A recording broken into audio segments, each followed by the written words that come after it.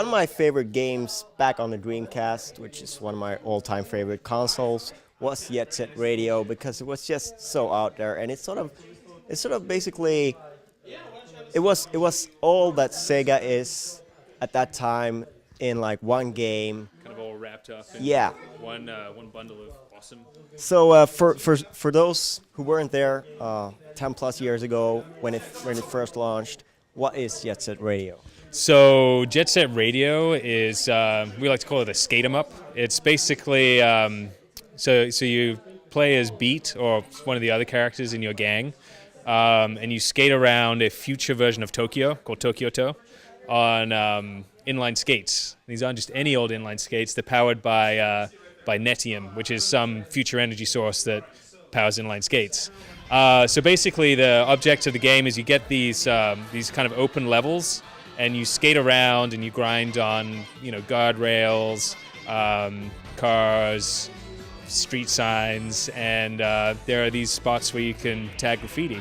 So you're skating around, tagging graffiti, trying to get it all before the time limit, and then you notice, hey, there's like this other gang member over here. What are they doing? So you got to kind of get them out of the way and tag over there, graffiti as well, and there's also a few crooked cops you have to dodge as well. So yeah, it's pretty, like you said, a pretty out there game that embodies a lot of pulp culture around the 2000s. It's a cool game, one of my favorites. And it's coming out now on digital release, PC, PSN, Xbox Live Arcade. What was the because you brought out, I think it's 4 games from the Dreamcast, and this is going to be the 5th release. Probably one of the most obvious ones if I was to pick games but like why did it take you so long, and what did you want to do differently, or how do you want to enhance this version? Yeah, so like you said, a lot of people are really fond of this game, both of us included, and we're really glad that the fans really got behind it and told us as we started releasing some of these first Dreamcast games, hey, what about Jet Set Radio? We want Jet Set Radio. So we were able to say, to the executives, like, we should probably be making Jet Set Radio. Everyone's kind of asking for it. A few things lined up right. We, like you said, we had these 4 other releases: Sonic Adventure, Crazy Taxi, Space Channel 5 Part 2, and Sega Bass Fishing. So the culmination of kind of all the experiences we've had with that one, and kind of the energy and enthusiasm for Jet Set Radio combined into this re-release.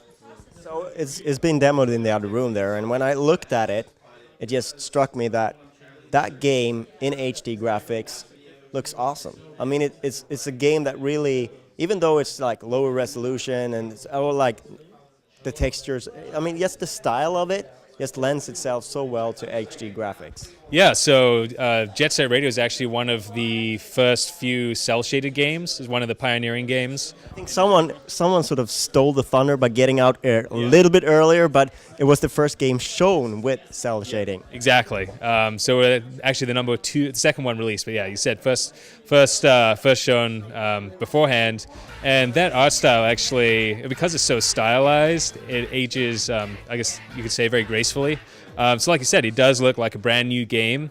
And so this is pretty much a $60 worth of content, worth of style, like all wrapped up into a downloadable price. It's going to be, I can tell you, a lot lower than that. I can't confirm exactly what it will be. But like I said, we're very excited that it's coming back.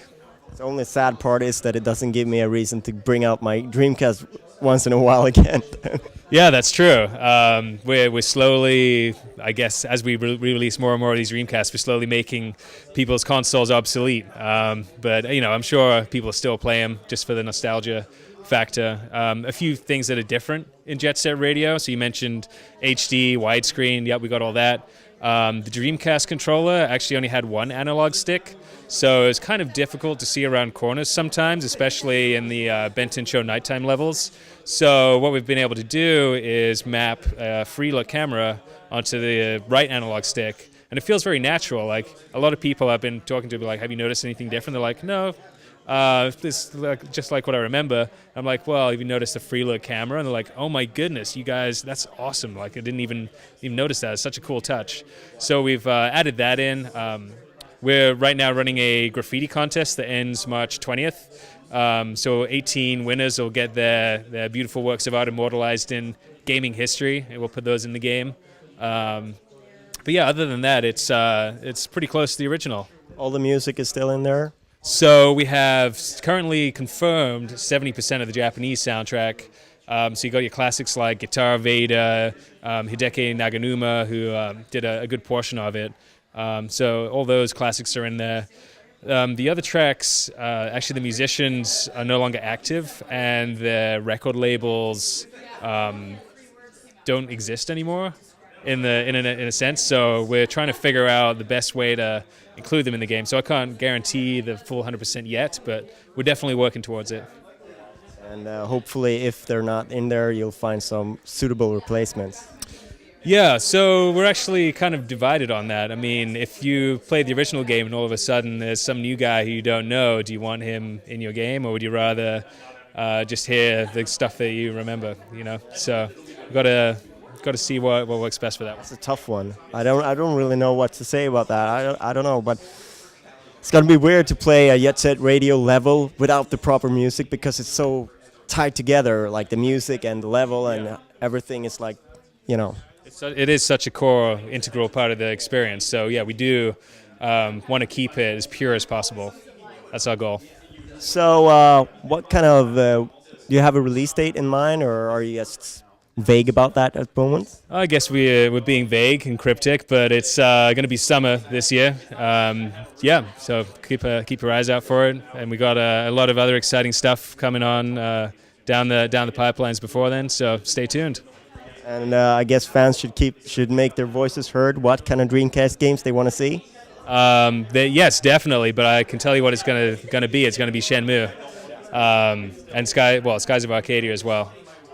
So those are a couple of most requested games, and yeah, I mean I can't say yes or no, but we may be working on them. Hopefully. Yeah.